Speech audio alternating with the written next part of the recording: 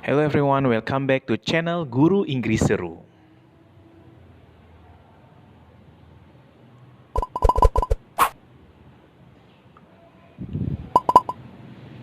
Nah teman-teman, kali ini kita akan membahas alur pendaftaran guru P3K tahun 2021. So, tonton sampai habis, jangan lupa subscribe, like, and share.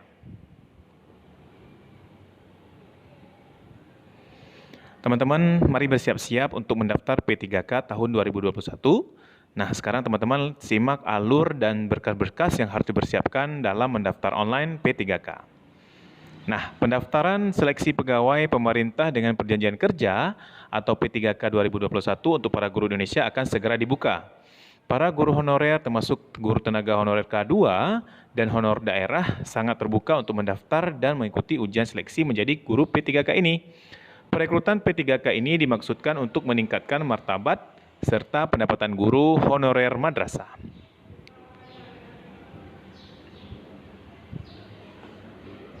Nah teman-teman, terkait dimulainya pendaftaran rekrutmen P3K ini hingga kini masih menanti informasi resmi dari BKN yang rencananya akan diumumkan secara resmi pada Februari 21 yang akan datang. Untuk melakukan pendaftaran dalam program rekrutmen P3K, sebaiknya kita masuk ke website resmi sscisn.bkn.go.id atau juga link alternatif di ssptgk.bkn.go.id. Nah, sembari menanti waktu mendaftar, tidak ada salahnya bagi kita untuk yang mengikuti program ini meluangkan waktu untuk memahami alur registrasi online yang akan digelar pada hari H nantinya. Nah, hal yang perlu dilakukan agar dapat meminimalisir kesalahan-kesalahan yang bisa terjadi karena kurang teliti maupun kurang hati-hati dalam mempersiapkan dokumen kita.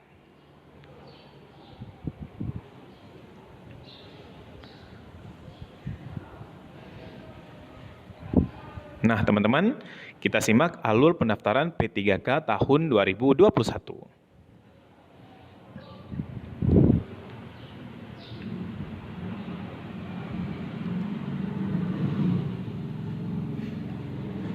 Nah, hal yang pertama harus dilakukan adalah kita harus mengakses portal SCN 2021 di alamat sscisn.bkn.go.id atau ssptgk.bkn.go.id. Nah, kita harus terus memantau perkembangan terbaru seleksi P3K tahun 2021. Teman-teman harus sigap dan terus aktif dalam mencari info tentang pendaftaran P3K tahun 2021. Hal yang kedua yang harus teman-teman lakukan adalah pada menu registrasi, kita harus mengisi nomor peserta ujian, kemudian tanggal lahir, kemudian NIK itu nomor KTP, atau yang keempat adalah nomor KK atau NIK kepala keluarga. Yang kelima, kita harus mengisikan alamat email kita yang aktif. Dan yang keenam, kita mengisikan password. Ini digunakan di menu login nantinya.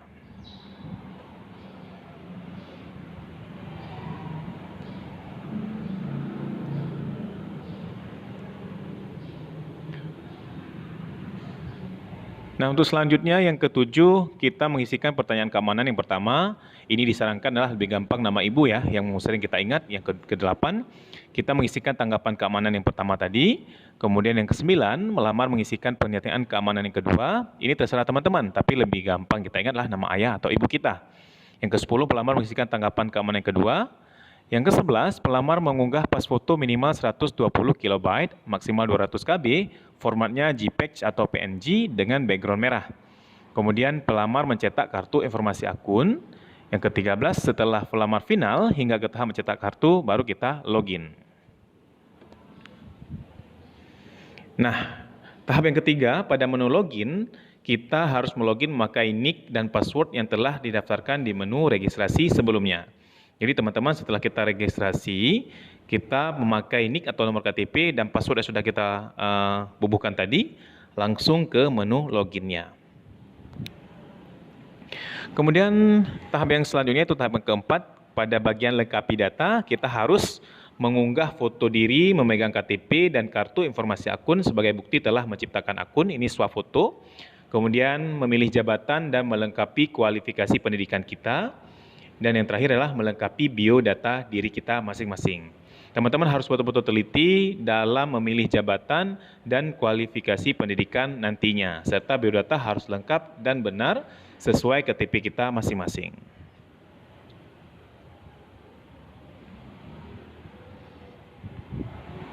Nah, masih di menu melengkapi data, yang keempat adalah unggah dokumen yang diharapkan sesuai persyaratan instansi. Setiap instansi unggah dokumennya pasti berbeda-beda.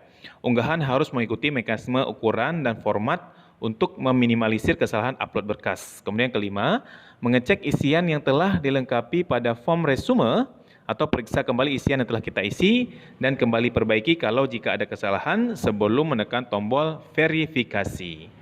Nah, nanti di bagian akhir itu kita harus melengkapi data pada form resume agar kita bisa melihat kembali data-data yang telah kita isi dan apabila masih salah masih ada kesempatan untuk memperbaikinya. Nah, kemudian tahap yang kelima, tim verifikator akan melakukan verifikasi berkas atau dokumen yang diunggah atau dikirimkan. Bila persyaratan di instansi mencantumkan bahwa pelamar harus mengirimkan berkas fisik ke alamat tercantum, selanjutnya yang harus dilakukan pelamar adalah kirim via pos berkas-berkas yang sudah disiapkan ke alamat yang telah ditentukan pada pengumuman P3K tahun 2021. Nah, teman-teman, berbeda instansi, berbeda aturannya. Jika ada instansi yang menyuruh mengirimkan berkas, maka kita kirimnya via pos ke alamat yang telah ditentukan. Selanjutnya tahap yang keenam, ya, pelamar nyatakan lulus seleksi administrasi akan mendapat kartu ujian yang digunakan untuk mengikuti proses seleksi selanjutnya sesuai dengan ketentuan instansi masing-masing. Kemudian tahap ketujuh, panitia seleksi P3K akan mengumumkan isu status kelulusan pelamar. Jadi kalau kita berkas kita sudah diterima, kemudian sudah benar, nanti ada pengumumannya. Selanjutnya kita akan mendapatkan kartu ujian resmi yang kita pakai untuk mengikuti ujian selanjutnya.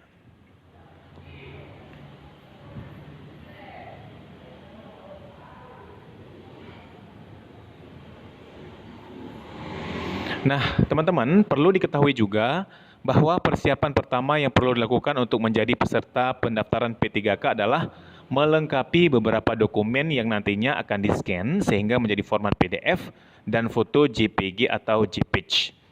Nah, teman-teman harus mempersiapkan segala sesuatu bahan yang disyaratkan sesuai dengan instansi masing-masing.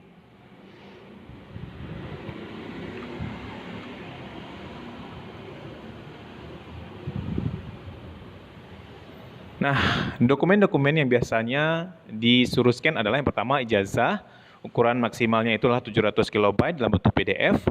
Kemudian scan KTP, ukuran maksimalnya itu 200 KB dalam bentuk JPG. Kemudian pas foto, ukuran maksimalnya itu 200 KB dalam bentuk JPG. Kemudian surat penugasan dari kepala sekolah atau kepala dinas yang menyatakan kita masih aktif, ya, yang memuat informasi minimal NUPTK, NIK, nama, tempat tanggal lahir, nama sekolah, atau mata pelajaran yang diampu.